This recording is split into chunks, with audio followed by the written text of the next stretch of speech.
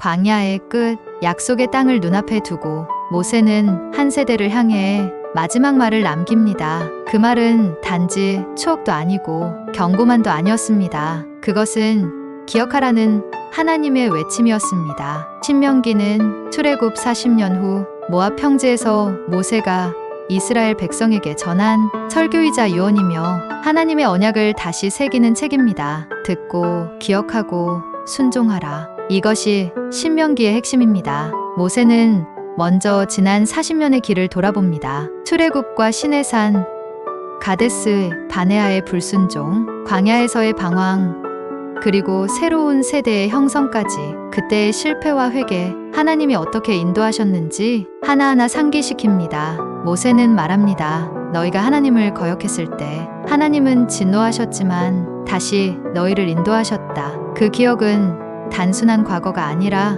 다시 반복하지 말라는 하나님의 사랑 어린 경고였습니다. 그 다음 모세는 하나님의 율법을 다시 선포합니다. 율법은 단지 금지의 목록이 아닙니다. 하나님과 함께 살아가는 백성에게 주신 삶의 방향이자 하나님의 마음입니다. 그리고 그는 이렇게 외칩니다. 이스라엘아, 들어라. 우리 하나님 여호와는 오직 한 분이신 주님이시다. 너는 마음을 다하고 목숨을 다하고 힘을 다하여 주 너의 하나님을 사랑하여라. 이 말씀은 지금도 유대인들의 중심 신앙 고백인 쉐마입니다. 이 사랑의 율법은 단지 성막이나 제사에만 해당되는 것이 아닙니다. 자녀에게 가르치고 문설주에 붙이고 일상 속에서 되새겨야 할 말씀입니다. 모세는 백성에게 말합니다. 내가 부여할 때 잊지 마라. 모든 것이 내 힘이 아니라 하나님의 은혜였다는 것을 기억하라. 그리고 모세는 경고합니다.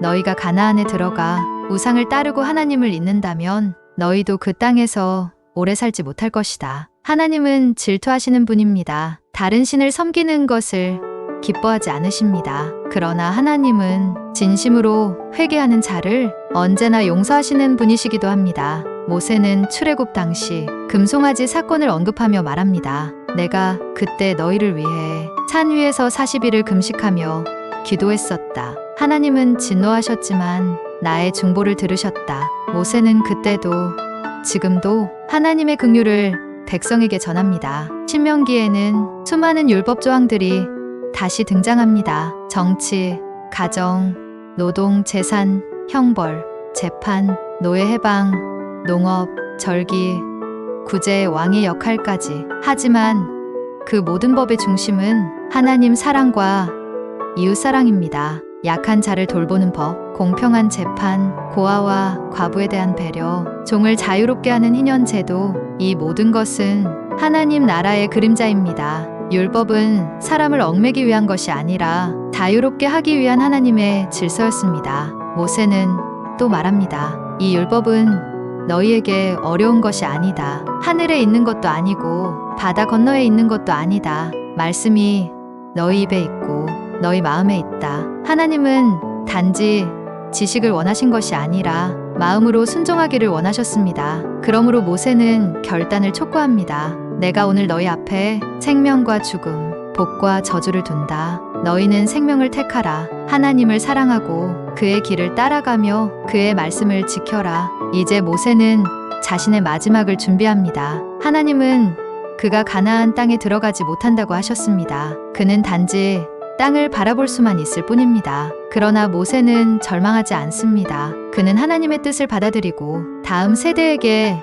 믿음의 바톤을 넘깁니다. 그는 여호수아를 불러 손을 얹고 그를 후계자로 세웁니다. 그리고 마지막 노래를 부릅니다. 그 노래는 하나님의 신실하심과 백성의 배신, 그러나 회복의 은혜를 노래합니다. 그리고 백성들을 축복합니다. 지파별로 하나하나 안수하고 하나님의 뜻을 전한 뒤 모세는 느보산으로 올라갑니다. 거기서 하나님은 모세에게 가나안 땅을 보여주십니다. 그 땅을 보며 모세는 조용히 눈을 감습니다. 120세의 나이였지만 눈이 흐리지 않았고 기력이 쇠하지 않았습니다. 하나님은 그를 은밀히 장사 지내셨고 그의 무덤은 아무도 모릅니다. 신명기는 이렇게 마칩니다. 그 후에는 이스라엘에 모세와 같은 예언자가 다시는 일어나지 않았다. 여호와께서 얼굴을 마주하고 말씀하신 사람, 하나님의 놀라운 일을 행한 지도자. 신명기는 단지 광야의 끝에서 쓰인 책이 아닙니다. 그것은